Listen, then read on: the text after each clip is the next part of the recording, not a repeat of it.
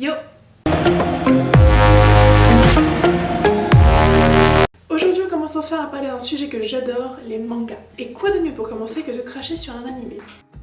Non, plus sérieusement, il y a un bout de temps j'ai regardé un animé et en le finissant je me suis dit qu'une vidéo dessus serait vraiment pas mal parce qu'il y a du niveau. Aujourd'hui nous allons donc parler de Diabolik Lovers. Alors, Diabolik Lovers c'est un animé sorti en 2013 tiré d'un visual novel. Tu vois déjà le niveau. Donc pour ceux qui ne sauraient pas ce que c'est un visual novel, c'est un jeu vidéo, le plus souvent de séduction, et on peut intervenir en choisissant les réponses à des dialogues. Donc cet animé est composé de 24 épisodes, le tout divisé en 2 saisons. Et aujourd'hui nous allons parler de la première qui contient 12 épisodes de 15 minutes. Oui, c'est tellement creux qu'ils ont pas pu faire des épisodes de 24 minutes comme tout le monde. Pour le genre, c'est classé comme shoujo, drame, mystère et romance. Retenez bien ça pour la suite. Avant de commencer, je vais vous faire une petite présentation rapide des personnages, histoire que vous puissiez situer tout ça si vous n'avez pas vu l'animé. D'abord, on a Yui Komori, personnage dont j'ai personnellement oublié le nom, parce que personne ne l'appelle par son prénom. Personne. Et ensuite, on a toute la ribambelle des frères Sakamaki. Ça commence avec Shu, que j'appelle Monsieur Écouteur, traumatisé par la mort de son ami d'enfance, tué lors d'un incendie. Super. Ensuite Reiji, un télo de service parce qu'il a des lunettes. Ayato, monsieur je ne sais pas mettre un pantalon et maltraité par sa mère. Super. Kanato, un gamin psychopathe qui parle à sa peluche. Super. Raito, qui a eu des relations sexuelles avec sa mère. Super. Hein? Non mais là c'est trop là! Et Subaru, monsieur je casse des murs. Petite parenthèse avant d'aller plus loin, je me demande vraiment pourquoi est-ce qu'ils sont tous obligés d'avoir des passés tragiques comme ça. On dirait que c'est un critère pour apparaître dans l'animé, ça devient limite ridicule. Ok, alors on pourrait dire que ses parents ont été tués. Non, c'est trop banal ça. Bon, alors, on peut dire qu'il a été maltraité par son père dans son enfance et qu'ensuite il l'a tué pour se venger. Non, c'est déjà vu. Ok, bon bah alors on peut dire que son ami d'enfance a été tué dans un incendie provoqué par son frère, qu'il a été maltraité par sa mère, qu'elle a abusé de lui aussi, c'est pas mal, et mais maintenant il parle à sa peluche. Ah mais carrément, mais super bonne idée, j'adore, on prend direct. Alors l'histoire se déroule à notre époque et on suit une jeune fille qui s'appelle Yui. On sait que son père est prêtre et qu'il est parti en voyage, et il décide donc tout naturellement de laisser sa fille vivre chez un de ses amis pendant qu'il est parti. Alors déjà on commence avec un petit problème, elle a 17 ans. 17 ans, genre elle peut pas se garder toute seule. Surtout au Japon, quand tu vois que certains élèves de maternelle ou de primaire vont à l'école seuls, tu vas pas me dire qu'une fille de 17 ans peut pas se débrouiller toute seule. Ouais mais sinon y a pas d'histoire hein. Chut. Puis ensuite il envoie chez son ami, mais quoi? De 1, est-ce que l'envoyer chez un membre de sa famille ce serait pas plus simple? De 2, la gamine ne connaît même pas l'ami en question, est-ce que tu crois vraiment que c'est une bonne idée? Puis en plus, elle a bien une vie cette adolescente, enfin je sais pas, elle doit bien aller en cours, voir ses amis, elle fait comment là? La baraque a l'air super loin de tout. Puis attendez, mais l'ami en question, il est même pas là, on le voit pas de tout l'animé. La fille se retrouve seule avec ces 6 fistons là. 6 garçons de sexe masculin. Alors que son père est prêtre, je sais pas, je trouve que ça fait tâche. Bref, on se rend compte rapidement que ces 6 garçons sont en fait des vampires. En même temps, vu l'opening, on s'en doutait un peu. D'ailleurs, l'opening, parlons-en. Il nous vend du rêve, on s'attend à avoir un peu peur, forcément, c'est une sorte de vampire. Mais non, le seul truc qui fait éventuellement un peu peur, c'est ce gamin psychopathe, je le déteste, je ne le supporte pas quand il parle à sa peluche. Et puis attendez, mais c'est tiré d'un jeu de séduction, tu m'expliques comment un gosse psychopathe qui parle à sa peluche peut être séduisant? Il m'a proposé de rejoindre sa secte et de vénérer sa peluche, trop romantique. Bref, elle arrive, dit qu'elle a été envoyée par son père, sauf que personne n'est au courant, mais il décide quand même de la garder parce qu'elle peut leur servir de nourriture. No, God! No, God, please, no! No! No! Et pendant cette petite discussion, on découvre tous les mecs et leurs personnalités, et notamment Subaru qui s'énerve contre Yui pour rien et casse un mur. Alors ok, la figure du mec torturé ça peut être attirant, mais pas quand c'est poussé à l'extrême comme ça. Là ça marche pas. Genre ça veut dire que si tu fais les courses, tu oublies de prendre ses chocs à pic, il démolit la baraque, c'est ça? Bon et après ça on découvre aussi Shu, monsieur écouteur qui s'ennuie absolument tout le temps et le fait savoir. Par exemple, à un moment ils sont à table et...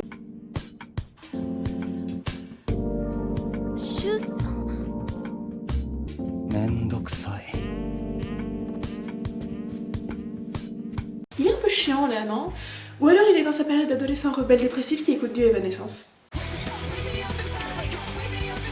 Bon, après ça s'ensuit un passage où Reiji explique à Yui qu'elle ira au cours du soir avec eux. Bon Reiji, un petit tip que je te donne comme ça, quand tu kidnappes une fille, tu ne l'autorises pas à sortir! Surtout que dans l'histoire, on doit les voir maximum 2-3 fois à l'école, et tous les passages là-bas ne servent absolument à rien dans l'avancement de l'intrigue. Bon, en même temps, c'est pas non plus comme s'il y avait beaucoup de passages pertinents dans cet animé, hein. Un autre truc, cet animé est un shoujo, c'est pour les filles. Donc ok, on a un harem inversé, mais le truc c'est que la seule fille présente est vraiment traitée comme du caca. Alors déjà, on la rabaisse au seul rang de nourriture, et ensuite on lui donne des surnoms bien sympathiques, du genre planche à pain, ou alors malope. Oui, alors pour le deuxième je sais, j'y vais un peu fort, mais bon, le personnel l'appelle Bitch-chan, le mec a été sympa et a traduit par cocotte, mais bon, moi j'entends Bitch-chan et tu vas pas me dire que bitch, ça veut dire plage. On se croirait vraiment dans une vidéo de Gaël Garcia Diaz, elle est où la romance là-dedans? Je sais pas, les chouchous c'est censé être une histoire d'amour. Alors ok, on peut avoir plusieurs schémas, par exemple les deux personnages peuvent ne pas s'aimer au début. D'ailleurs, Maid-sama best shoujo ever. Mais bon, en gros l'idée générale c'est censé te donner envie, ça doit te faire rêver. Là ça me fait pas du tout rêver, hein. J'ai pas du tout envie d'être à sa place, même si les garçons sont beaux gosses, juste je la plains. Et pour illustrer mes propos, voici une petite série d'exemples de souilles. On commence dans l'épisode 2, Hayato et Yui rentrent de l'école parce que ce dernier lui avait pris trop de sang, donc elle se sentait pas bien. Ils l'emmènent tout naturellement dans leur piscine. Je sais pas pourquoi. D'ailleurs, j'imagine que ça doit être la même que dans Free parce que non, vu la taille de la piscine. Et donc après l'avoir amenée ici, il la jette dans la piscine en lui disant qu'il est son maître. Bah normal quoi, écoute. Sauf qu'elle ne sait pas nager, donc elle commence à se noyer et à votre avis, qu'est-ce qu'il va faire? Bah la remonter. Ah non, même pas, non. D'abord, il la mord pendant qu'elle se noie et après, il la remonte. Bah oui, attends, on va pas non plus s'occuper d'une humaine, hein. Malade toi. L'épisode 5 aussi est pas mal niveau souris. Alors d'abord ce petit extrait avec Kanato.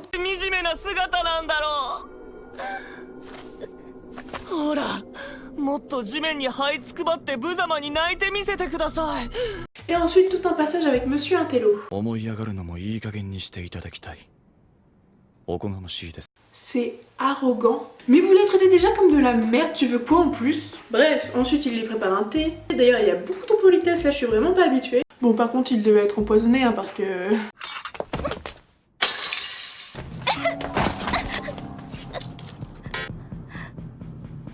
Et on enchaîne avec encore du non-respect.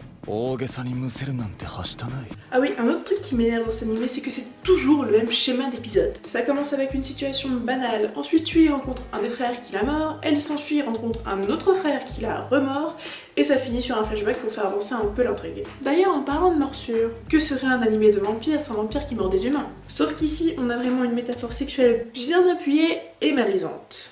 Déjà, les personnages nous sortent des remarques du style « fais ça dans ta chambre », donc ça veut dire que c'est pas accepté socialement de mordre quelqu'un en public. Hayato parle même de lui voler sa première fois, et on parle toujours de morsure. D'ailleurs, ensuite, il ne veut pas que les autres la mordent, un peu comme un mec qui veut pas que sa copine aille voir ailleurs. Et puis, avec tout ça, il y a aussi des situations juste... Dans un épisode, Chou prend un bain tout habillé, et là Yui fait enfin sa première remarque intelligente. Mais Chou devient très vite malaisant et ils finissent tous les deux dans la baignoire. Et puis un autre truc qui met très mal à l'aise dans cet animé, ce sont les plans choisis pour les morsures.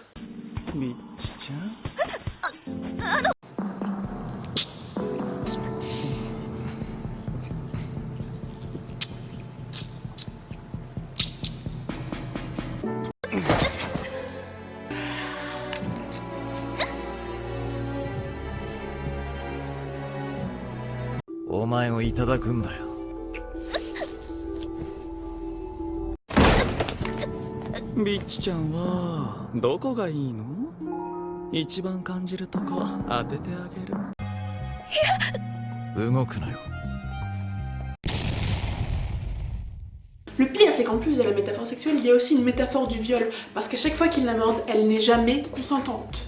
Je rappelle que c'est censé être une romance, c'est quoi le message que vous essayez de faire passer aux ados? Fais-toi violer, c'est cool.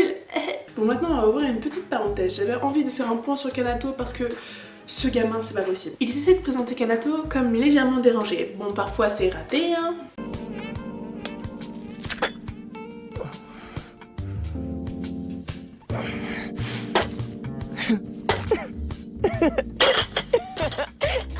Et parfois c'est un peu plus réussi. Par exemple dans l'épisode 5, il montre la tombe de sa mère à Yui.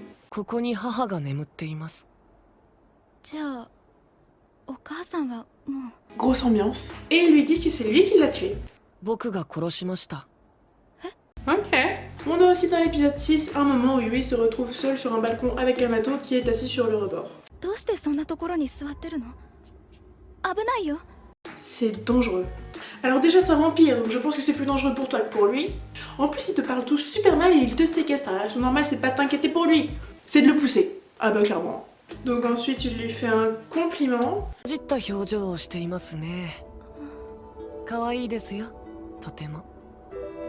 Et il se contredit tout de suite après, non mais ok c'est cool. 愚かで愚かで笑っちゃうほど可愛いです。 D'accord, donc ça part en insulte sans pression. Donc après il l'emmène voir des poupées de cire. Creepy. Et puis il parle encore à Teddy, mais c'est pas vrai, mais c'est juste une peluche, hein. Pas vrai Ginette? Allez d'accord. Après il essaye de l'étrangler.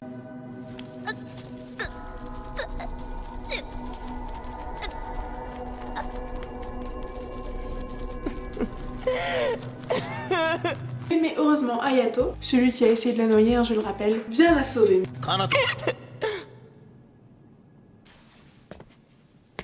Et fait qui va vous étonner, il ne la mord pas. Et non, il va pisser dans les rames. Bref, repartons sur planche à pain. Dans un épisode, elle se réveille au milieu de la nuit et au lieu d'aller se recoucher comme tout le monde pour se rendormir, elle va regarder la pluie à la fenêtre. Ne me demande pas pourquoi, on est dans un shoujo. Et là, elle voit une femme dans le jardin qui ressemble étrangement à All Might.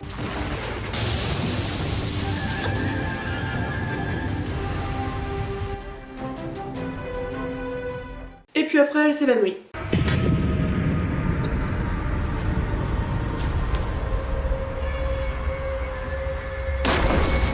Et elle se retrouve directement plongée dans un des souvenirs de cette femme qui est en réalité la mère de Kanato, Hayato et Raito. Oui, parce qu'en plus tous les frères n'ont pas la même mère et toutes les mères vivent avec tous les enfants avec le mari. C'est bien malaisant. Donc dans cette vision, on voit Cordelia, c'est le nom de la maman, forcer Raito à étudier. すればいいのか言ってごらん。一番になること、誰にも負けないこと。もしできなかったら、お母様の子ではないから湖の底に沈める。そうよ、いい子ね。一番ではないあなたには何の価値もないの。そういう子はね、冷たくて誰も助けに来ない湖の底で。 Meilleure mère de l'année. Et ensuite on nous explique comment Cordelia est morte avec un magnifique flashback. Alors ça commence avec Hayato qui poignarde sa mère.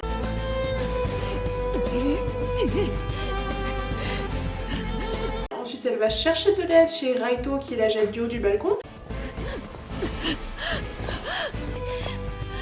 ライト、ライト。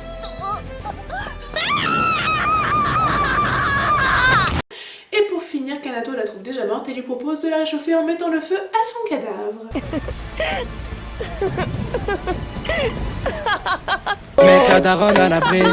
Bon forcément, en apprenant ça, Yui s'enfuit on sait pas trop où et croise Subaru qui s'énerve encore pour rien.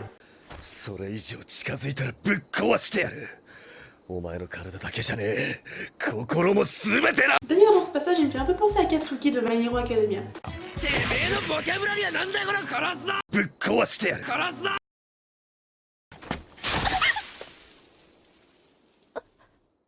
Ah ouais non en fait, non mais attends je suis désolée, quand tu balances des fleurs tu peux pas être crédible.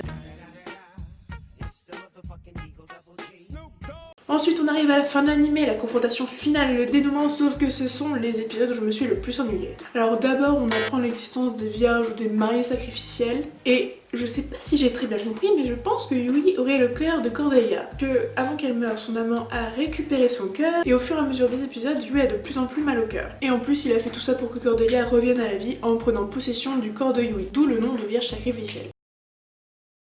Ensuite on a droit à un épisode super chiant durant lequel tous les frères se bougent enfin le cul pour stopper Cordelia et son amant, qui est au passage leur oncle, bienvenue dans la famille, et là Yui se réveille et se poignarde pour mettre fin à tout ce bordel. La seule action pertinente qu'elle aura eue de tout l'animé, je suis trop émue. Donc là on arrive à l'épisode final, le climax, tu vois, la résolution, on s'attend à un truc de ouf mais non, pas du tout. Ça commence d'abord sur un plan de Yui qui s'est transformé en cachet d'aspirine, après on a un plan de Raito qui met le feu à son oncle pendant que Reiji cherche une potion pour que Yui se réveille.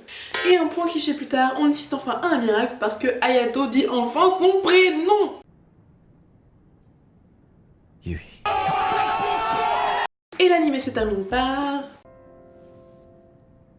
喉が渇いた。 une copie de Twilight. Ok c'est cool.